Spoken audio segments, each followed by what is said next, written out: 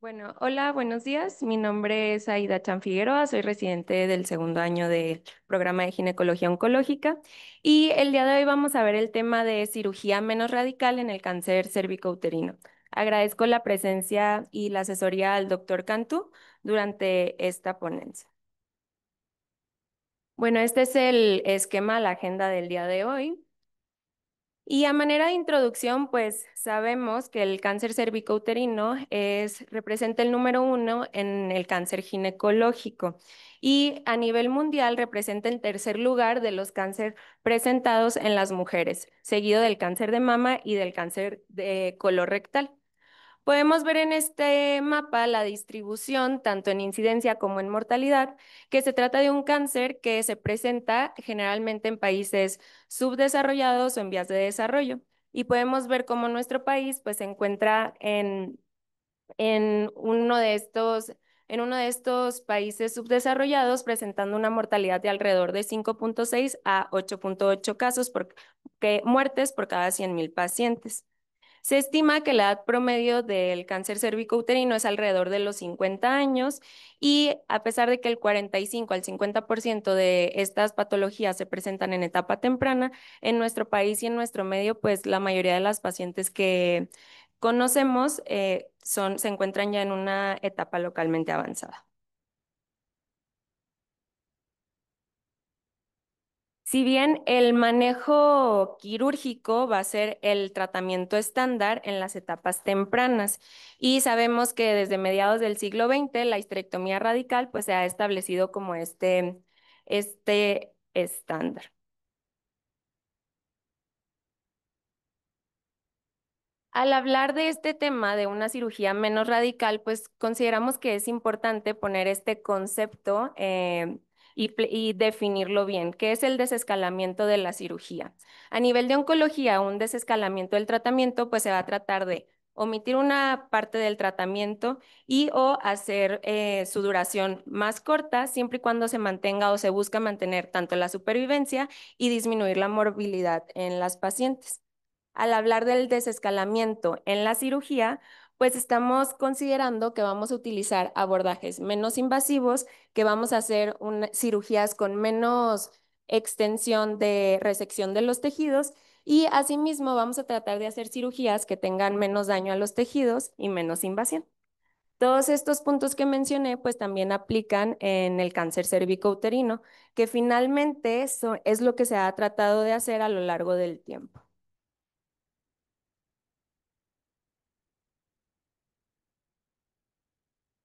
Entonces, como les comentaba, la histerectomía desde hace tiempo, pues es el estándar de tratamiento. Si bien al hablar de una histerectomía radical, se utiliza o constantemente se puede utilizar como un término, pues no poco estandarizado, te puedes referir a muchos tipos de histerectomía. Es por eso que tenemos distintas clasificaciones, desde la primera de Piver, que las va a dividir de 1 a 5 hasta la nueva clasificación, que es la actualización, que es la de Kerleu-Morrow del 2017, donde pues nos establece los límites de resección y de disección de nuestros tejidos. Y bueno, al hablar de una histerectomía radical en esta clasificación, sabemos que se va a tratar de una histerectomía tipo C y lo que sería equivalente aquí a la histerectomía tipo 3. Y para unificar contextos a lo largo de esta charla, igualmente, una histerectomía radical modificada, estaríamos hablando de una histerectomía tipo B, mientras que en la de Piver sería una histerectomía tipo 2. Entonces, ¿por qué continúa siendo la histerectomía radical el tratamiento estándar en esta patología? Pues se basa en el hecho que los parámetros es el sitio donde van a tener una mayor afección y diseminación local. Se estima que alrededor del 30% de las pacientes que se encontraban en etapa temprana al momento de analizar en patología tienen afección parametrial. Siempre esto, pues siempre va a variar y hay distintos factores que adelante los vamos a ver, que según las características del tumor, pues va a variar este porcentaje de afección. Pero finalmente con este concepto, la histerectomía, pues se considera que es el tratamiento de elección. A lo largo del tiempo, pues se han desarrollado distintos o se establecieron distintos estudios, distintos grupos de investigadores que querían definir todavía por qué era importante esta evaluación de los parámetros. Vemos que cada uno tiene algunos criterios o algunos conceptos que incrementan la afección parametrial. Podemos ver que aquí el grupo de Landoni, ellos mencionaban que una invasión estromal iba a incrementar este porcentaje de afección de los parametrios, mientras que este grupo, ellos consideraban la invasión linfovascular como un factor que nos iba a incrementar encontrar el involucro de los parametrios hasta en un 93%. Y por último, el último estudio del 2004, ellos encontraron que la presencia de ganglios positivos, pues iba a incrementar a encontrar este involucro parametrial hasta en un 62.5%. Entonces, nosotros ya sabemos que existen distintos factores bien establecidos hoy en día que me van a incrementar el riesgo de que tenga afección parametrial. En etapas 1B, los factores predictores para este involucro, pues sabemos que es la presencia de ganglios linfáticos positivos, la invasión estromal de más de 1 medio, la invasión linfovascular y tener márgenes positivos. Vemos que todos estos me incrementan mi riesgo de presentar afección parametrial. Asimismo, otra de las variables que me puede incrementar según el tamaño tumoral, pues voy a tener que en tumores pequeños abajo o igual o menor a 2 centímetros, pues la afección parametrial va a ser prácticamente menor del 1%, pero podemos ver cómo según tumores más grandes por encima de 4 centímetros, tenemos una afección parametrial que se incrementa hasta un 2%. Entonces, con esto podemos ver que la afección ganglionar, que en aquellas pacientes que no tienen afección ganglionar, que no tienen invasión linfovascular y tienen una invasión estromal de menor o igual a 1 medio, pues la afección parametrial termina siendo de menos del 1%, alrededor de 0.1%. Entonces, con todos estos conceptos, pues, ¿qué es lo que queremos? Aún hay relevancia en evaluar estos parámetros o si podemos identificar estas características y este grupo de pacientes para pues hacer cirugías menos radicales.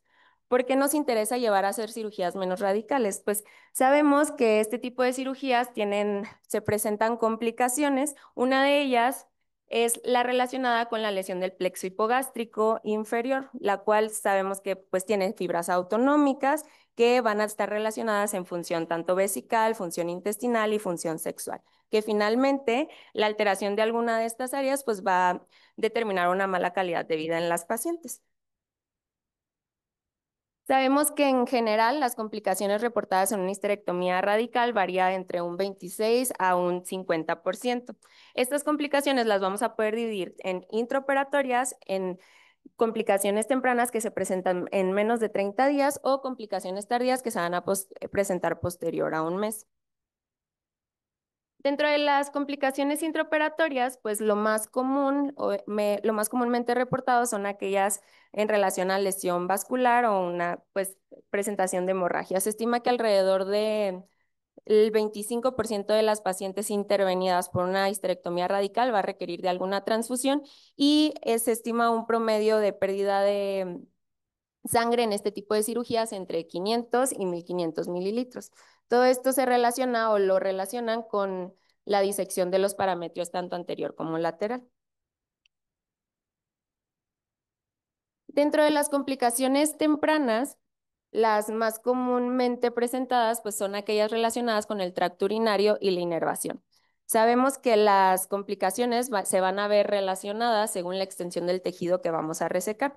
Alrededor del 8 hasta un 80% se ha reportado que hay una disfunción en el tracto urinario. Y estas disfunciones van desde la imposibilidad para el vaciamiento, disuria, urgencia urinaria, la pérdida de la sensibilidad vesical, la incontinencia tanto de urgencia o de esfuerzo, y se conoce que alrededor en 6 a 12 meses, estas pacientes pues van a tener una recuperación espontánea. Otra de las complicaciones urinarias que pues queremos evitar o que se presentan durante estos procedimientos pues son las fístulas tanto vesicovaginales como ureterovaginal que se presentan alrededor del 2.7%. Asimismo pues infecciones del tracto urinario que están hasta en un 20% y otras complicaciones que no van en relación a la vía urinaria, pues serían hematomas, tromboembolismo venoso y ya como complicaciones tardías se reporta más cuestión del linfedema.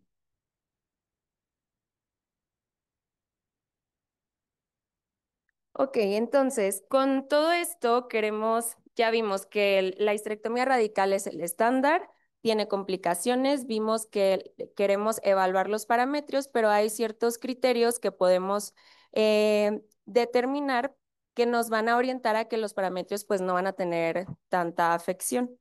Entonces, lo que queremos es ir evolucionando esta cirugía a hacerlas menos radical, a procedimientos menos extensos.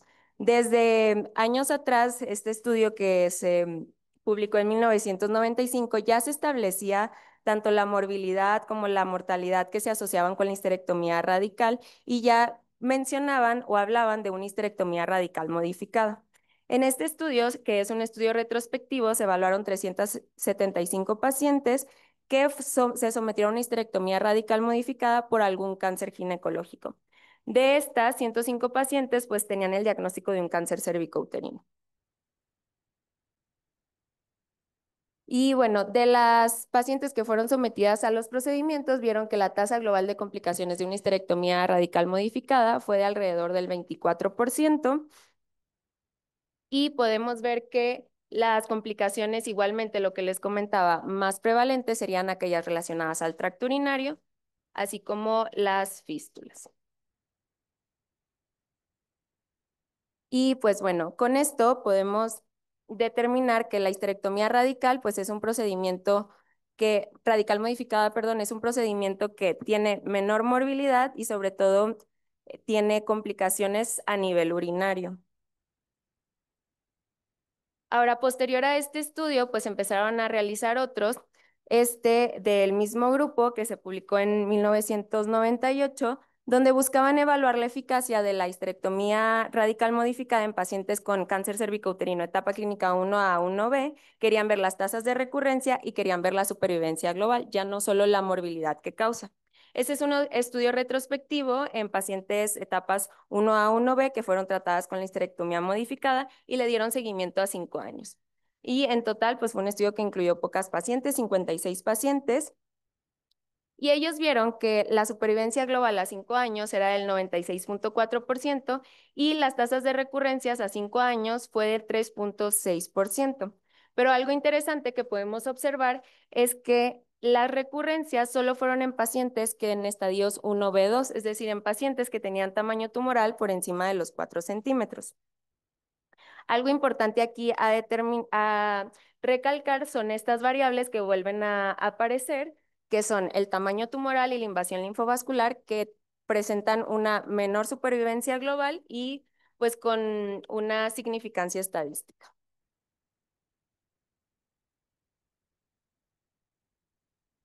Ahora, de los estudios ya vimos que fueron de histerectomía radical o una histerectomía radical modificada.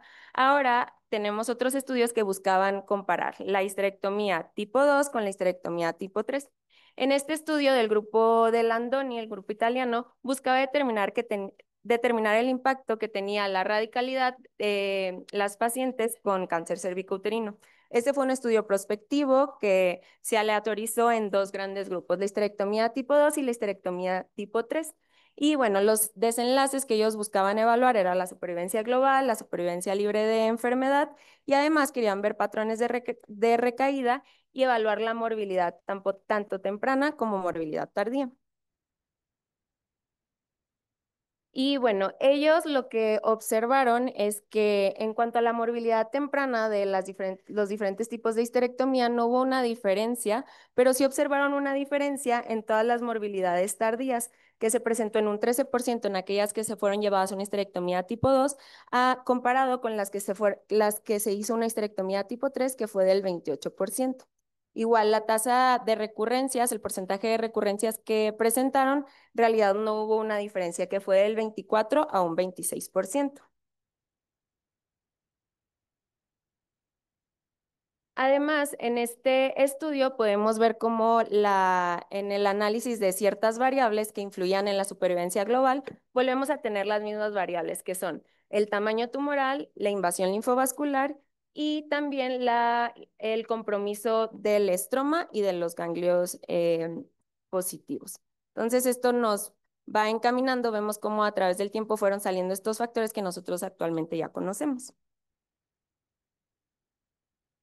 Y bueno, finalmente, para ver en los desenlaces que ellos observaron entre estas dos histerectomías, pues vieron que no había una diferencia en la supervivencia global en los grupos entre ambos, que fue de un 81 y un 77%, que no tuvo una significancia.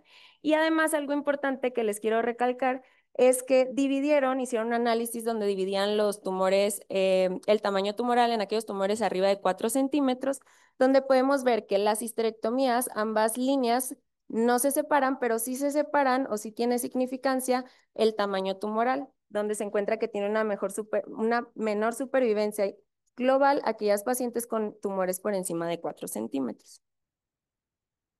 Y pues bueno, con esto se concluye que la histerectomía radical tipo 2 puede ser igual de efectiva que la tipo 3 en términos tanto de supervivencia, de control de la enfermedad, tiene menor morbilidad tardía y sobre todo en la morbilidad urológica. Y pues bueno, se sugiere ya a partir de este estudio que la histerectomía tipo 2 podría utilizarse en estadios tempranos con las características que mencionamos y reservar la histerectomía radical tipo 3 solo para otros casos seleccionados. Ahora, en este estudio, todos estos estudios pues fueron encaminados a ver si en realidad se podían hacer cirugías pues menos radicales, ¿no? Este estudio reclutó pacientes entre 1995 y 2010 y querían comparar los resultados oncológicos quirúrgicos entre ahora una histerectomía radical tipo 1 versus una tipo 2 y en pacientes igualmente con cáncer cervicouterino en etapas tempranas. Este fue un estudio retrospectivo que incluyeron pacientes desde 1A2 hasta 1B1 y las histologías pues incluyeron tanto escamosos como adenocarcinomas que no tenían tratamiento previo y los desenlaces que ellos querían evaluar era tanto la supervivencia global, las recurrencias y las complicaciones. Entonces aquí ya vemos los dos grupos que se incluyeron 120 pacientes en cada grupo y tanto en supervivencia global como en recurrencia pues no hubo una diferencia significativa. Lo que ellos reportan o donde sí notan diferencias significativas fue en las complicaciones, tanto urinarias como la disuria y también complicaciones tardías como el linfedema y la estenosis.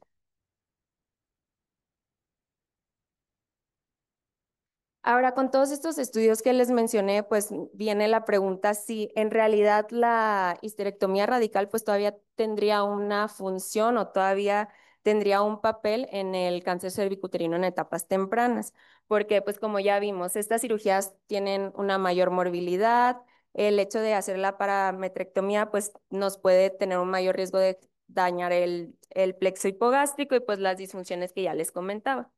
Se revisaron distintos estudios donde ya ponían algunos factores y establecían a las pacientes como bajo riesgo. ¿Qué es bajo riesgo? Se referían bajo riesgo de que tuvieran involucro parametrial y aquí como lo que coincidían o las variables repetitivas en todos estos estudios a lo largo del tiempo, pues eran tamaños tumorales debajo de 2 centímetros, volvemos a la sin invasión linfovascular, que no tuvieran involucro de los ganglios linfáticos y que no hubiera una invasión del estroma de más de 1 medio. Entonces, con todo esto vemos que si se cumplen estas características de bajo grado, pues la invasión parametrial va a ser en realidad menor del 1% y aquí pues es donde buscamos incluso desescalar aún más la cirugía. En esta guía de la ESGO en el 2023 que se hizo la actualización, pues ya nos mencionan estas características y nos divide en 3 grupos. El grupo de bajo riesgo, riesgo intermedio y riesgo alto, donde se incluye el tamaño con un corte de 2 centímetros, la presencia de invasión linfovascular, la invasión del estroma, y ya nos sugieren histerectomías, podemos ver que son histerectomía una tipo A hasta una tipo C1 y C2. Podemos ver que aquí algunas cirugías pueden aplicar en distintos grupos de riesgo según pues individualizando el caso. Entonces, con esta actualización, ahora la idea pues era comparar esta histerectomía tipo A, la clase 1, con la histerectomía que se venía haciendo a lo largo del tiempo. En este estudio, ellos querían determinar el impacto que tenía la histerectomía tipo 1 comparado con la histerectomía tipo 3 y querían ver términos tanto de morbilidad, de supervivencia global, de supervivencia libre de enfermedad y las tasas que tenían de recurrencia. Este fue un estudio prospectivo aleatorizado que reclutó pacientes del 81 al 86, se incluyeron 125 pacientes y vemos que aquí los criterios de inclusión pues eran pacientes con tamaño tumoral menor o igual a 4 centímetros, histologías tanto escamosas como adenocarcinoma y pacientes mayores igual a 18 años. A estos pacientes se les dio un seguimiento de al menos 280 meses y bueno, en cuanto a los desenlaces que ellos querían demostrar, pues vemos que la supervivencia global a 15 años no tuvo una diferencia significativa entre ambas histerectomías. La supervivencia global ya a largo plazo a 15 años, pero en tamaños tumorales menor o igual a 3 centímetros, pues tampoco se vio una diferencia. Donde sí algo que tenemos que recalcar, pues volvemos. Tumores que se encontraban mayores de 3 centímetros, en esto sí hubo una diferencia en la supervivencia global a largo plazo en la histerectomía tipo 1 del 74% versus en la histerectomía tipo 3, pues una supervivencia del 97%. Y bueno, podemos recalcar que las variables significativas, como lo mencioné ahorita en cuestión de la supervivencia global, pues serían el tamaño tumoral, igualmente ellos mencionan la edad, y en cuanto a las complicaciones que querían demostrar al comparar estos dos tipos de procedimientos, pues evaluaron que solo tuvieron complicaciones grado 2 y grado 3 y que finalmente hubo un menor porcentaje de complicaciones en la histerectomía tipo 1 versus la tipo 3 y vemos que de un 45% versus un 84%. Podemos ver que la mayoría de estas complicaciones pues también se relacionan a la cuestión urinaria, desde atonía, fístulas e hidronefrosis. Y pues bueno, con este estudio pues podemos concluir que en tumores menores igual a 3 centímetros, la histerectomía tipo 1 pues demostró los desenlaces oncológicos similares y puede ser empleada ya que tiene una menor morbilidad en este tipo de pacientes. Ahora, en las tendencias, todo esto fue como cómo se fue llegando a este tratamiento y cómo se fueron haciendo estudios donde eran cirugías menos extensas. Y ahora pasamos a estos estudios que son más recientes, como es el CONSERVE. En este tenía el objetivo de evaluar la factibilidad y los desenlaces oncológicos que tenían las pacientes que eran llevadas a una cirugía conservadora con cáncer cervicouterino igualmente en etapas tempranas y que eran de bajo riesgo. Este fue un estudio prospectivo, multicéntrico, que tenía un brazo único y finalmente los criterios de inclusión o lo que ellos consideraban para que se incluyera en este bajo riesgo, pues vemos que son pacientes en etapa clínica 1A2 y 1B1, que son tumores menores de 4 centímetros. En las histologías incluyeron histologías tanto escamosa de cualquier grado, pero aquí en el adenocarcinoma solo se incluyen grado 1 y 2. Y también vemos que el tamaño tumoral es menor, tenía que ser menor de 2 centímetros por exploración física o estudios de imagen. No debería de haber o tenía que haber ausencia de invasión linfovascular y además se debía descartar enfermedad a distancia por estudios de imagen, ya sea tomografía, resonancia o un PET. Y bueno, estos dos últimos criterios se agregaron después de un año de haber iniciado el estudio, que fue la profundidad de la invasión del estroma, que tenía que ser menor de 10 milímetros, y que el cono cervical y el legrado cervical tuvieran márgenes negativos. ¿Y ellos qué consideraban o qué definición le daban a estos márgenes negativos? Pues tenían que ser los márgenes que no tuvieran carcinoma invasor, que al menos tuvieran 1 milímetro del margen tanto de ectocervix como endocervix, que no hubiera un adenocarcinoma in situ, no, sin lesiones NIC2 o NIC3 y que no tenían que estar en contacto con el artefacto, con el área térmica de la resección.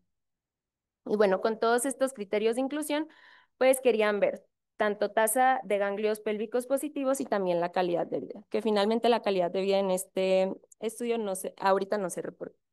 Y pues bueno, este es un estudio en el que tuvimos la fortuna de participar en el instituto con el doctor Cantú, donde se incluyeron de nuestra población 4 pacientes que cumplieron con estos criterios de inclusión. Vemos que la edad media de presentación fue de 38 años y la mayoría de los tumores eran pacientes en 1B1, el 67%, y también podemos ver que la histología, pues la mayoría eran adenocarcinomas. Otra parte u otro dato interesante en este momento es que el 83% eran pacientes que fueron abordadas por vía laparoscópica, y bueno, podemos ver que finalmente la afección ganglionar pues se presentó en alrededor del 58%. Bueno, en total se incluyeron 100 pacientes donde podemos ver que eran pacientes que eran llevadas a una conización y después una evaluación ganglionar. Aquellas pacientes que ellas pues buscaban en contexto de preservación de la fertilidad. Luego teníamos las pacientes en las que se les hacía el cono y posteriormente eran llevadas a una histerectomía simple y la evaluación ganglionar. Y por último tenemos un grupo que era el de la histerectomía inadvertida, que es donde sale el diagnóstico y posteriormente eran llevadas a la evaluación ganglionar. Podemos ver que aquí los ganglios, dos pacientes tuvieron ganglios positivos en el grupo del cono, 3 pacientes en el grupo de la conización más histerectomía y la linfadenectomía, y ninguna de las pacientes tuvo afectación ganglionar en el grupo de la cirugía inadvertida. Entonces, en promedio, los ganglios afectados si los ganglios que se vieron afectados fueron en alrededor del 5% de las pacientes.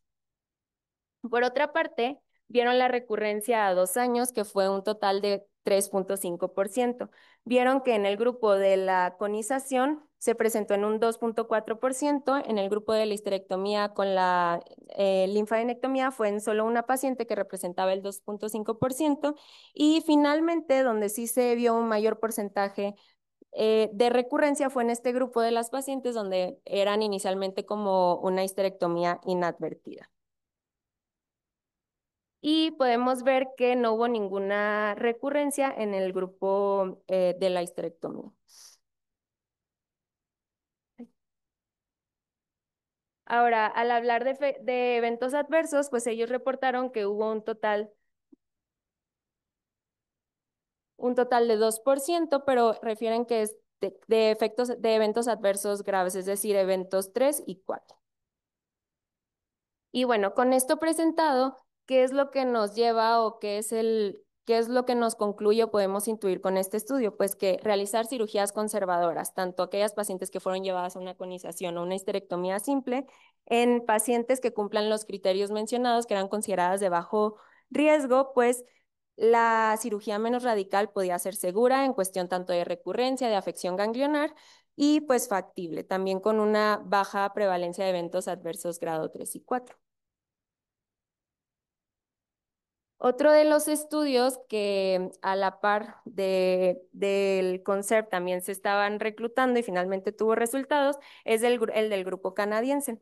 Este tenía el objetivo de evaluar también la seguridad que tenía la histerectomía simple al compararla con una histerectomía radical en las pacientes con un cáncer cervicouterino que estaban en etapa temprana y de bajo riesgo. Es un estudio fase 3, también prospectivo, de no inferioridad. Y bueno, el desenlace primario que ellos buscaban aquí ya era la recurrencia pélvica a 3 años. Ellos, como criterios de bajo riesgo, incluyeron también, además de la histología escamosa, la adenoescamosa y la adenocarcinoma. Y las etapas clínicas, pues eran pacientes etapa clínica 1A2 a etapas clínicas 1B1. Igual la invasión del estroma tenía que ser menor de 10 milímetros, que fuera reportada en un cono o una decisión con ASA, y y finalmente que se hiciera un estudio de imagen donde la invasión del estroma se sugiera menos del 50%. Aquí también eran tumores menores iguales a 2 centímetros, y ellos no tomaron en cuenta el grado histológico como en CONCERT. Y pues bueno, se aleatorizaron a 2 grupos, los que fueron llevados a la histerectomía simple o a la histerectomía radical. Y dentro del abordaje, aquí alrededor, el 50% tuvieron abordaje laparoscópico, el 25% tuvieron un abordaje por robot, y vemos que solo el 23% de estos pacientes fueron llevadas a cirugía por vía abdominal. Bueno, en cuanto a las recurrencias pélvicas, que era el desenlace que ellos querían demostrar, pues vieron que en la histerectomía simple solo se presentaron 11 casos de recurrencia versus 10 casos que se presentaron en la histerectomía radical. Entonces vieron que comparando era de un 2,5% versus un 2,17%. Entonces esto nos demostraron la no inferioridad de hacer una histerectomía simple en este tipo de pacientes y reservar otra vez la histerectomía radical, pues en pacientes con otros criterios. Ahora, en cuanto a los desenlaces de la supervivencia, vimos ya la recurrencia pélvica, la supervivencia de recurrencia extrapélvica y también podemos ver la supervivencia libre de recurrencia y la supervivencia global. Vemos aquí en este cuadro que ninguna de estas pues dio una diferencia significativa, lo que apoya justo los resultados que les comenté en la otra gráfica.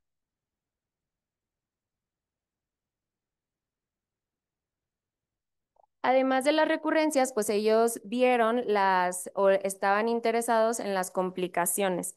Dentro de las complicaciones intraoperatorias, pues no vieron ninguna diferencia, pero donde sí encontraron diferencias fueron en las complicaciones, tanto tempranas como complicaciones tardías, donde volvemos que las más comúnmente encontradas y donde hubo diferencia fue en aquella sintomatología urinaria, tanto en tempranas como en tardías, que era incontinencia y retención urinaria. Y pues bueno, con esto concluimos que la histerectomía simple pues no es inferior a realizar una histerectomía radical respecto a recurrencia pélvica y que finalmente nos va a dar menos, vamos a presentar menores complicaciones tanto tempranas como tardías a nivel urológico. Ahora, otro de los estudios recientemente publicado, que igual tiene el mismo enfoque, este es el GOG 0278. Tenía el objetivo de evaluar la eficacia y la seguridad que tenía la cirugía no radical en pacientes con cáncer cervicouterino en etapas tempranas, etapa 1A1, tumores menores de 2 centímetros, también etapas 1A2 y 1B1.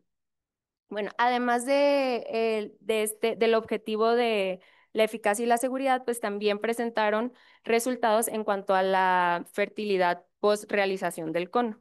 Este fue un estudio prospectivo internacional que tuvo un seguimiento a 3 años. Se reclutaron pacientes entre el 2012 y el 2021 y pues tenemos dos grupos. Aquellas pacientes igual que fueron llevadas a un cono cervical y una evaluación ganglionar con una linfadenectomía pélvica y tenemos el grupo de las pacientes en las que se realizó una histerectomía simple con una evaluación ganglionar igual linfadenectomía pélvica.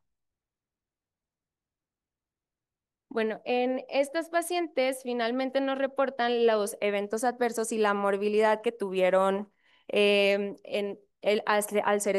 hacer este tipo de cirugías. Podemos ver que en las pacientes que fueron llevadas al cono solo presentaron 1% de eventos adversos versus aquellas pacientes que fueron llevadas a histerectomía simple, el 5%, sin presentar alguna diferencia significativa. Y en cuanto a las recurrencias, ellos nos hablan que hubo 3 recurrencias en las pacientes del cono cervical, mientras que en el grupo de la histerectomía simple no hubo ninguna recurrencia y reportan que hasta un 48% lograron un embarazo posterior al cono cervical. Con esto, pues también podemos ver que la cirugía menos radical o no radical va a ser segura y efectiva en pacientes bien seleccionadas con los criterios que ellos utilizaron en este estudio, que son etapas tempranas, que tengan bajo riesgo de afección parametrial, ganglionar, y además este tipo de procedimientos pues nos va a disminuir la morbilidad y también nos va a dar buenos resultados en cuanto a la fertilidad. Ahora, al comparar estos 3 estudios, pues hay algunas diferencias que quisiera solo destacar rápidamente. Sabemos que el SHAPE pues, fue un estudio de no inferioridad.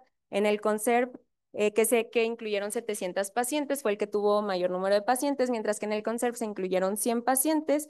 Y en el GOG 0278 aquí hubo 224 pacientes. Dentro de los criterios de inclusión podemos ver alguna de las diferencias, que en el SHAPE sí consideraban o sí se incluían aquellas pacientes que tenían invasión linfovascular, mientras que en CONSERV estas pacientes no eran incluidas. Y también algo en lo que todos coinciden, pues es que la invasión del estroma debía de ser de menos de 10 milímetros. En cuanto a las intervenciones, pues en SHAPE sí eran cirugías de histerectomía simple versus radical, mientras que en estos dos se permitían grupos en que solo se realizara el cono cervical con una evaluación ganglionar. Y pues bueno, ya vimos que los resultados, finalmente en el SHAPE querían ver la recurrencia pélvica a 3 años. En CONCERT también demostraron la recurrencia y también la afección ganglionar, que fue el 5%, que fue muy similar a la presentada en el SHAPE, entre un 4 al 5%. Y pues finalmente en el GOG 078 ellos vieron una tasa, un porcentaje de recurrencia del 4%, pero ninguna en las pacientes de la histerectomía simple. Y pues en cuanto a criterios de fertilidad, solo estos dos tomaron en cuenta o reportaron resultados, pues porque finalmente aquí no se hizo procedimientos que preservaran fertilidad. Ahora, con estos procedimientos, pues ya vimos como ciertas características y ciertas pues sí, ciertas especificaciones para poder hacer estas cirugías o que nos sugieran hacer estas cirugías en estas pacientes. Pero ¿qué hay con la supervivencia? Pues empezaron a hacer también estudios donde querían ver la supervivencia de la histerectomía simple con la estadificación ganglionar comparada con la histerectomía radical. Este fue un estudio retrospectivo, igualmente etapas tempranas, que querían ver la supervivencia global, la tasa de readmisión a los 30 días y la tasa de mortalidad tanto a los 30 como a los 90 días. Igualmente tenemos el grupo de la histerectomía simple contra la histerectomía radical. Y vemos que en cuanto a supervivencia global, pues prácticamente las líneas se encuentran unidas y no hay una diferencia significativa. Asimismo, se ajustaron estas variables y donde vemos que todas cruzan nuestra línea y finalmente pues no tuvieron una diferencia significativa en cuanto a pues la mortalidad, si se presentaban estas características en cuanto a la supervivencia global. Y podemos ver que la tasa de readmisión en la histerectomía simple fue del 4.6%, con una muy baja tasa de mortalidad a 30 días y a 90 días de menos del 1%. Esto finalmente, pues también reforzando que en pacientes con etapa temprana, pues la histerectomía simple con la evaluación ganglionar puede ser factible y no compromete la supervivencia frente a la cirugía radical y pues es una alternativa segura. Ahora, como les mencionaba en un inicio, al hablar de desescalamiento de la cirugía, además de hacer cirugías menos extensas y resecar menos tejidos, pues también nos habla de procedimientos que tengan menos daño o menos intervención en los tejidos. Aquí es donde entra la evaluación ganglionar. Sabemos que la linfadenectomía pélvica o la evaluación ganglionar de la pelvis pues entra como parte del tratamiento estándar en las pacientes en etapas tempranas.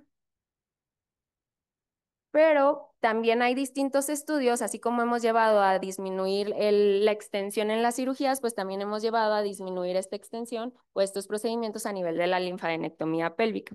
Entonces, los estudios más representativos en este rubro, pues es el Centicol 1, 2 y 3, donde primero el Centicol 1 lo que quería decirnos era si era factible, si era, querían saber la tasa de detección del ganglio centinela en pacientes con cáncer cervicouterino en etapas tempranas y además querían ver la localización más frecuente del ganglio centinela en este tipo de pacientes. Fue un estudio que reclutó pacientes entre el 2005 y el 2007, prospectivo multicéntrico, y finalmente lo que ellos hacían era que utilizaban doble trazador, tanto con renio como azul, se hacía una linfocentellografía previo a la cirugía y posteriormente se les hacía el ganglio centinela y todas eran sometidas a la linfadenectomía pélvica. En el Centicol 1 lo que ellos vieron es que hasta el 80.3% de los ganglios centinelas se encontraron a nivel de los vasos ilíacos externos y reportaron una sensibilidad del 92% y que hasta un 76.5% tenían una migración y una detección bilateral. Entonces, esto nos dice que es factible realizar la detección prequirúrgica y también transquirúrgica del ganglio centinela, que en las pacientes con etapas tempranas, pues el ganglio centinela es un método factible que tiene alta sensibilidad y que nos permite detectar o hacer el mapeo bilateral. Ahora, ya que vimos que hacer un ganglio centinela sí es factible, pues tenemos el otro estudio que es el Centicol 2. Este buscaba evaluar las complicaciones tanto tempranas y tardías de la linfadenectomía pélvica versus el ganglio centinela. Incluían igual pacientes en etapas tempranas y bueno, las pacientes además del tratamiento de la histerectomía o una traquelectomía radical, pues eran llevadas al ganglio centinela o el grupo de ganglio centinela más la linfadenectomía pélvica. En este estudio querían o demostraron las morbilidades que conllevaban entre un grupo y otro. Podemos ver que hasta un 31.4% de las pacientes que solo fueron llevadas al ganglio centinela presentaron linfedema versus un más del 50% de las pacientes en las que se les hizo la linfadenectomía pélvica. Y otra de las cosas o morbilidades destacadas en cuanto a este procedimiento fueron los síntomas neurológicos que se presentaron solo en el 7% de las pacientes de la cirugía del ganglio centinela versus el 20% en aquellas pacientes pues, que sí se sometieron a la linfadenectomía pélvica. Finalmente, también reportaron resultados en cuanto a la recurrencia o muerte y la supervivencia libre de enfermedad, donde vieron que en aquellas pacientes que se hizo ganglio centinela tuvieron una supervivencia libre de enfermedad del 92% versus el 94%, sin esto ser algo significativo. Y por último, ya vimos que es factible, ya vimos alguno de los desenlaces oncológicos. Tenemos ahora el Centicol 3, que busca comparar la supervivencia libre de enfermedad a 3 años y la calidad de vida, así como la supervivencia global. Es un estudio prospectivo aleatorizado que también tiene el grupo tanto el ganglio centinela como el ganglio centinela con la linfadenectomía. Y pues finalmente aún no tenemos resultados, pero esperamos estos resultados para el 2026. Con esto vemos cómo pues, se han ido desarrollando estudios para guiarnos o establecer en qué pacientes podemos hacer cirugías pues, menos invasivas. Ahora, en cuanto a la vía de abordaje, como vimos en un inicio, pues también forma parte de este tipo de desescalamiento. Uno de los estudios más representativos, pues es el LAC Trial. Tenía como objetivo que demostrar, o su hipótesis era que la cirugía por mínima invasión no era inferior a realizar una histerectomía radical abierta en términos de periodo libre de enfermedad.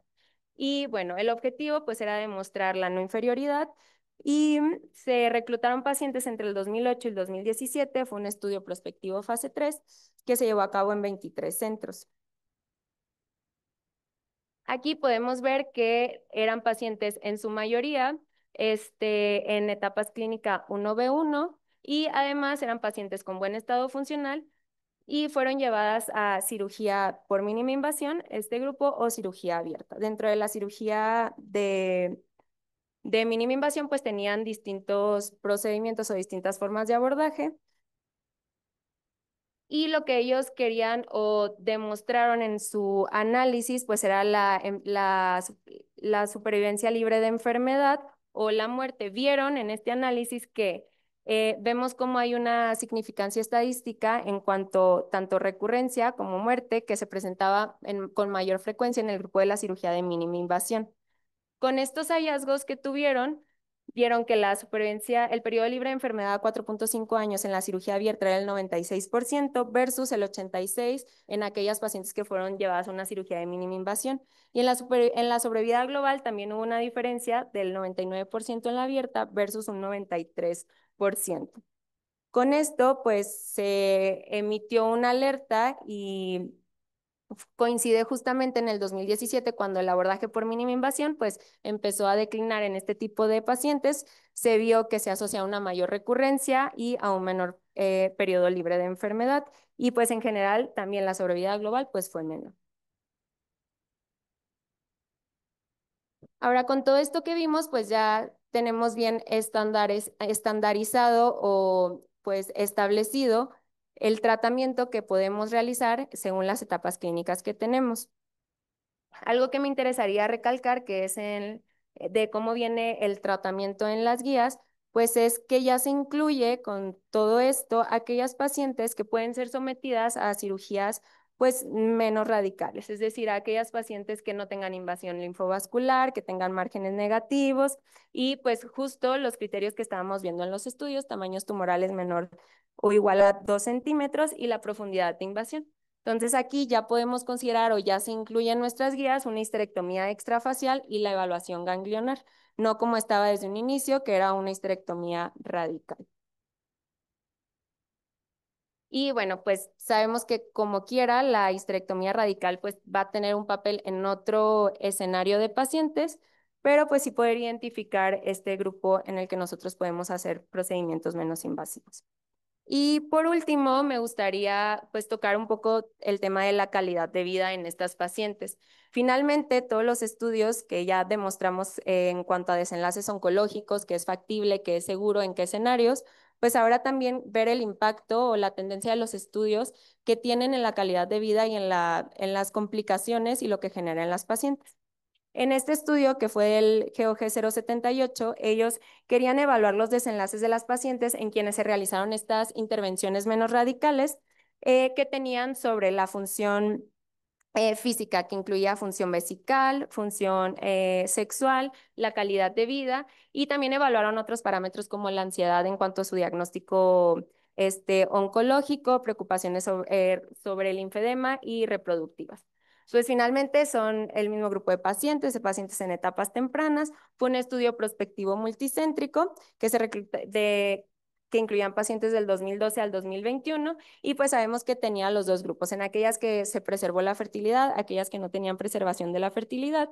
Y ellos utilizaron distintas herramientas validadas con la finalidad de establecer la función física y la calidad de vida, la función sexual, síntomas específicos posterior a estas cirugías.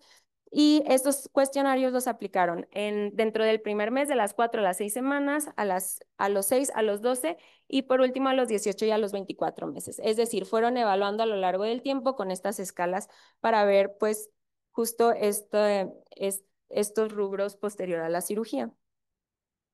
Y pues podemos ver que en cuanto a en la cuestión urológica, la función vesical, tanto la función intestinal, así como la función sexual, vemos cómo, a pesar de que al principio de la cirugía podría disminuir, vemos esta cómo tiende a recuperarse y va muy de la mano en estos dos procedimientos sin tener tanta afección. Asimismo, los síntomas, la presencia del linfedema, pues también vemos que se encuentra muy por debajo en las curvas estas que presento.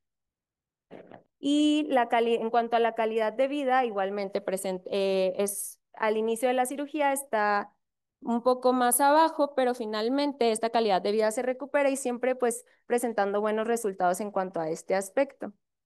Entonces, con este estudio concluyen que en pacientes con cáncer cervicouterino etapas tempranas, las cirugías no radicales pues son una opción segura no nomás en los desenlaces oncológicos, sino también en morbilidad, en cómo pues se siente o cómo se presenta la paciente posterior a este tipo de procedimientos. Y podemos influir pues de manera positiva al realizar estos. Y por último, en este estudio que lo quise agregar porque nos habla del seguimiento ya a largo plazo. Tenían el objetivo de analizar la supervivencia en este tipo de mujeres que eran etapas tempranas, sin afección ganglionar, y el promedio de seguimiento fueron de 85 meses. Fue un estudio de corte que se basó en la base nacional de cáncer de Estados Unidos y pues finalmente querían comparar la histerectomía o querían observar la histerectomía simple, la histerectomía radical modificada y la histerectomía radical.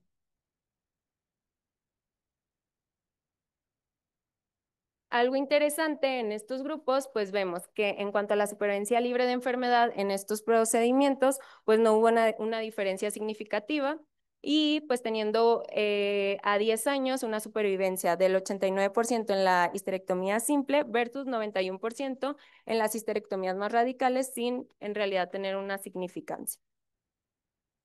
Entonces, con esto, pues concluimos que también a largo plazo no hubo diferencias en el riesgo de muerte, tampoco se observaron diferencias en cuanto a los subgrupos que ellos eligieron, que incluían edad, invasión linfovascular, el grado tumoral o el abordaje quirúrgico. Esto, pues, confirmando que también a largo plazo, pues, los desenlaces oncológicos de estos procedimientos son aceptables.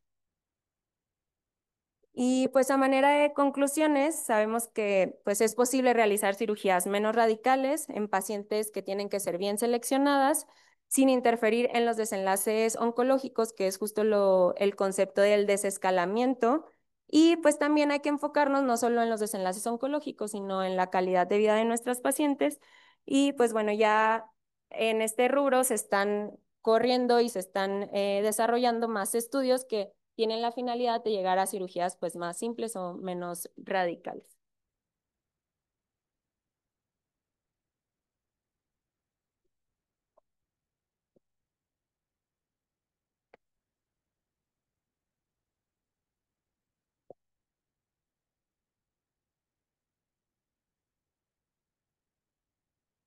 Gracias de nada, ¿verdad?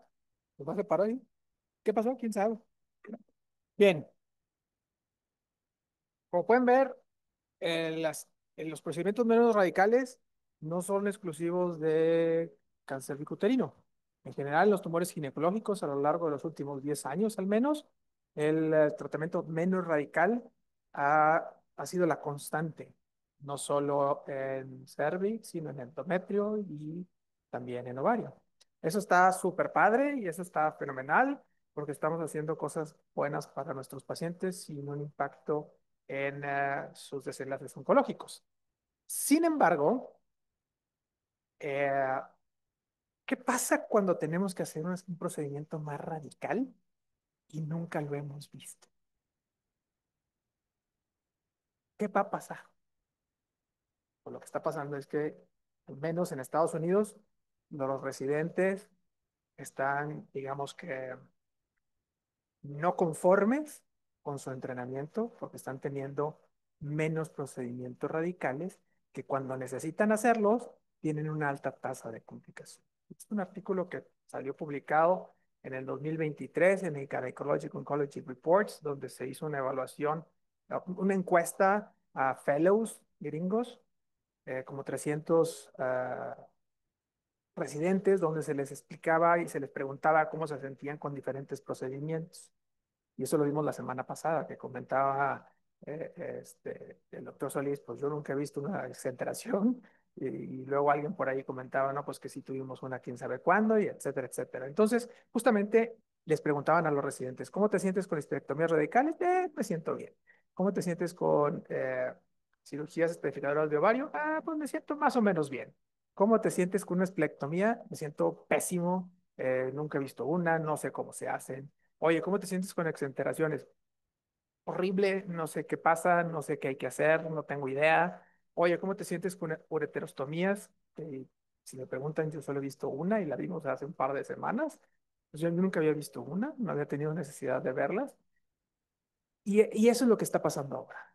¿Qué pasa cuando tenemos que hacer un procedimiento radical que no tenemos entrenamiento? Pero bueno, ese es yo creo que harina de otro costal, pero sí debemos de llevarlo como una reflexión.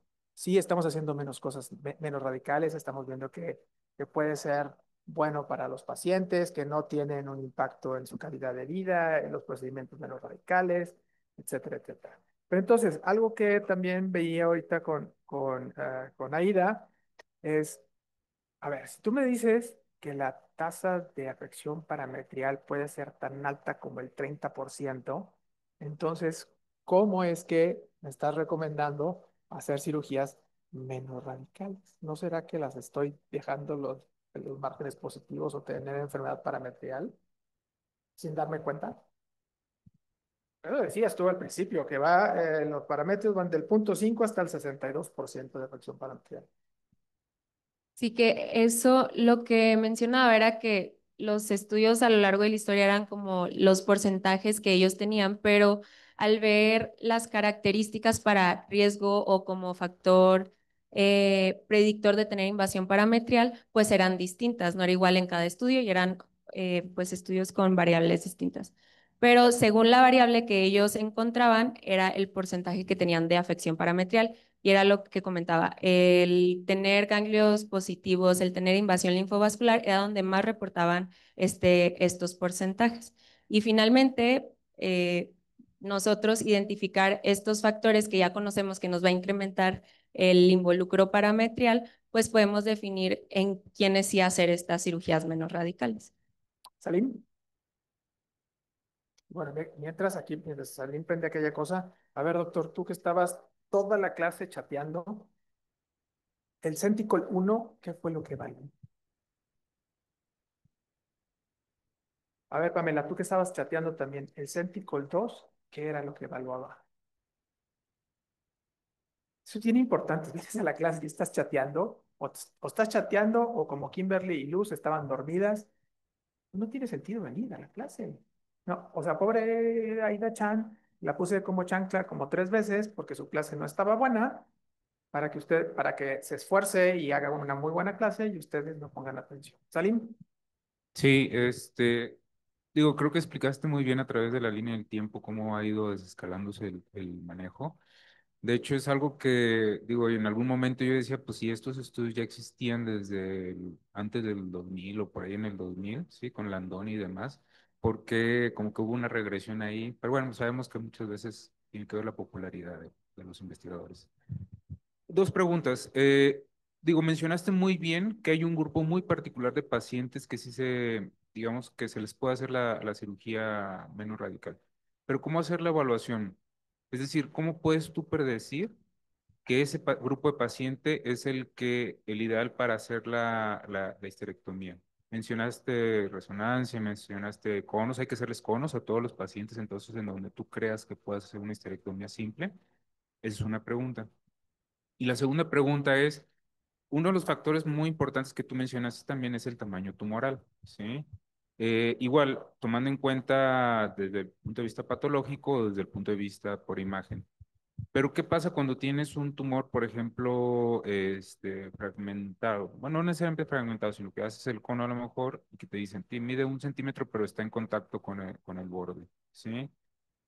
Debes de pensar que a lo mejor debes de sumar lo que a lo mejor tú vayas a obtener posteriormente en la histerectomía, o te quedas con el cono, o te quedas con la histerectomía. O sea, ¿qué podrías explicar en pasado en eso?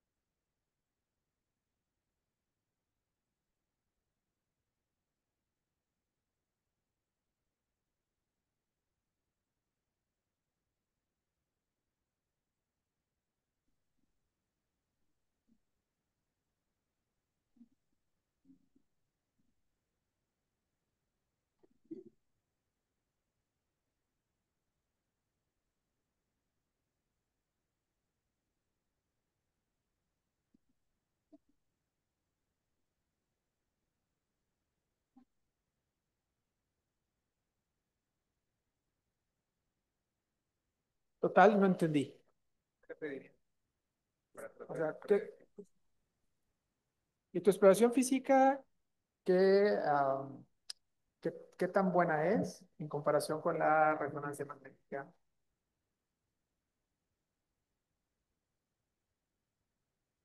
en cuanto al tamaño tumoral? Pues, Pues en cuanto al estadificar,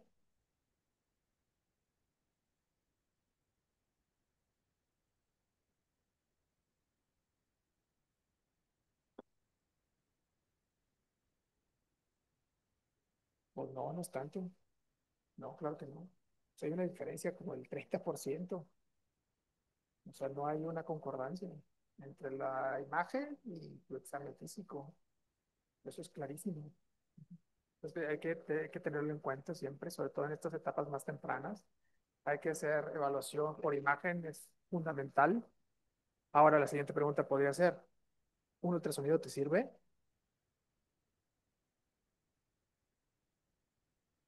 para medir el tamaño tumoral y considerar a esta paciente, llevarla a una cirugía menos radical, que una radical modificada puede tener hasta el 25% de complicaciones y que es parecido a la esterectomía tipo 3. Entonces yo diría como, ¿para qué?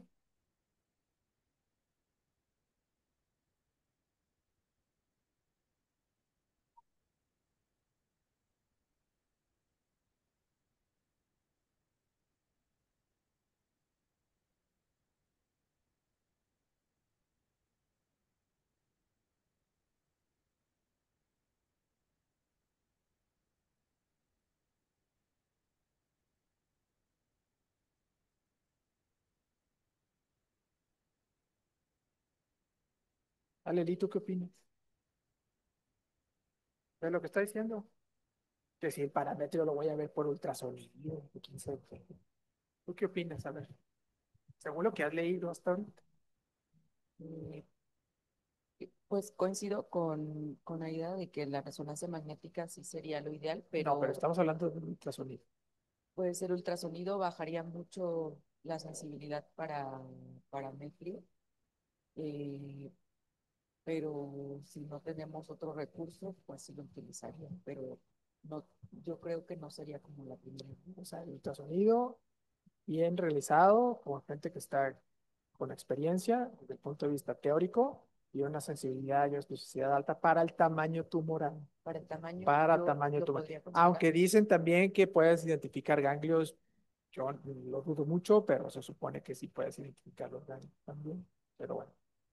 Muy bien. Aarón, ¿tú alguna pregunta o algún comentario? ¿Tú qué opinas de hacer histerectomías radicales tipo 3 contra tipo 2 en cuanto a tasa de complicaciones según tu experiencia?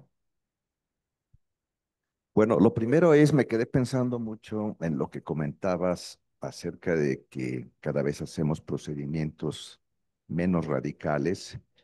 Y este es un problema, esta es una situación real que nosotros estamos viviendo aquí en el instituto, pero parece que es una situación mundial, Es porque, mundial, porque es mundial. está sucediendo y es una preocupación para, pues para muchas instituciones. Ahora, lo que sí yo no dudo es que debe seguir habiendo casos para exenterar. Debe seguir habiendo casos para hacer histerectomías radicales tipo 3. Claro que ya con los estudios que se han presentado, pues queda claro, queda muy claro que hay casos que se deben de desescalar y hacer estos procedimientos menos radicales que sin duda tienen menos repercusiones y menos complicaciones que nosotros veíamos cuando casi de rutina a todos los pacientes les hacíamos histerectomía radical tipo 3. Con el tiempo se fue desescalando todo esto y obviamente esto ha sido un beneficio tanto para las pacientes como para nosotros, porque nosotros tenemos ahora pues menos angustia durante la cirugía, sobre todo cuando hacemos los túneles de MEX, etcétera, etcétera. Pero yo creo que pues está muy soportado todo este desescalamiento, pues está muy probado, ya no queda duda, hay que hacerlo así, pero sí debe de haber casos que requieren una histerectomía tipo 3, una tipo 2 y una exenteración pélvica. ¿Qué está pasando? ¿Por qué no los encontramos? Pues no lo sé, si nos hemos descuidado y estos casos que ahora llegan a oncología médica para ser tratados con quimioterapia de inicio, quimioterapia, radioterapia, pues cuando recurren les vuelven a dar más quimioterapia y nosotros no los evaluamos, no los vemos y entonces pues no indicamos un procedimiento más radical. Yo creo que esto que es un problema mundial, pues por ahí puede haber una falla porque, pero debe de haber, sigue habiendo casos para hacer estos procedimientos más radicales, que es una pena que muchos de nuestros residentes pues se van sin hacer procedimientos de este tipo. Yo creo Aida, hay que insistir en buscarlos. Aida, tu última comentario de por qué hacer cirugías menos radicales.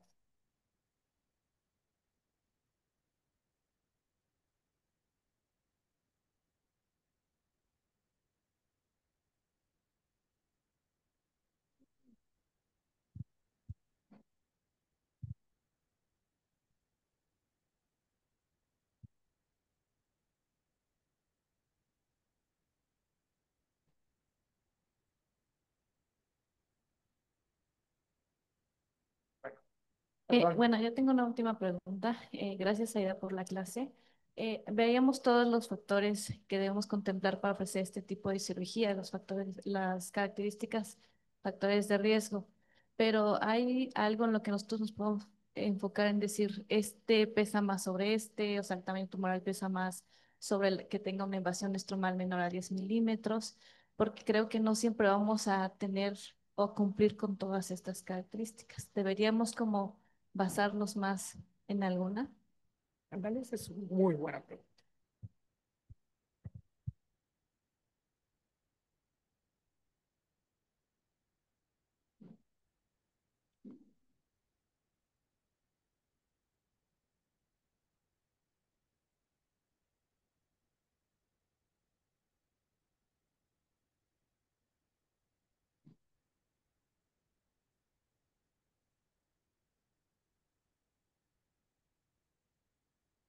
Sí, pero o sea, bueno, ganglios positivos ya es otra historia, ¿no? Estamos hablando para tumores que son relativamente pequeños, que si tiene permeación, que si no tiene permeación, que si invasión más de 10 milímetros, que si no, que si qué.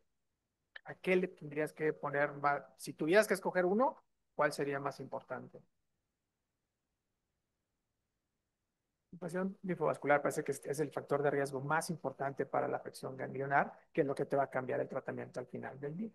Entonces, si tuvieras que buscar uno en particular, difícilmente, como tú dices, vas a tener todos los factores.